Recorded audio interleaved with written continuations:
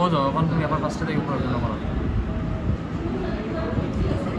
প্রথমে যেতে হবে, যেমন ধরো এটাতে আমরা বুট করবো, ঠিক আছে, এটা লাগাইলাম, তারপরে ডুফুস অ্যাপস যেটা আছে ওটাতে যাব, গেলাম, এইটাতে আছে যে সফটওয়্যার, এই যে ওপেন করলাম, তারপরে চলে আসলো। হ্যাঁ, তারপরে এই যে এইটা কিন্তু আমাদের সিলেক্ট হয়ে আছে, ঠিক আছে, এটাতে আমরা বুক করবো। তারপরে সিলেক্ট ফাইল, যেমন আইএসও ফাইলটা আমরা সিলেক্ট করবো, এই যে আইএসও ফাইল যেখানে আছে ওখান থেকে সিলেক্ট করে ওখানে দিলাম, নিয়ে নিল, ঠিক আছে।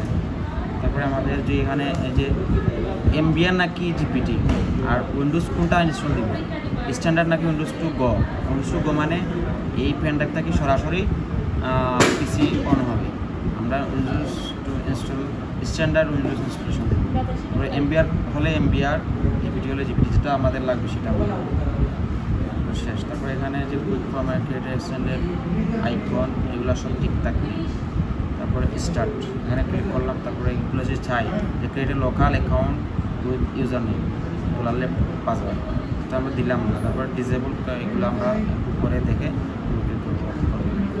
তারপরে এই বলতেছে এই পেনড্রাইভের ভিতরে কোনো যদি থেকে থাকে তাহলে সেগুলো ডিলিট হয়ে যাবে, দিলাম ডিলিট, বুট আরম্ভ হয়ে যাবে।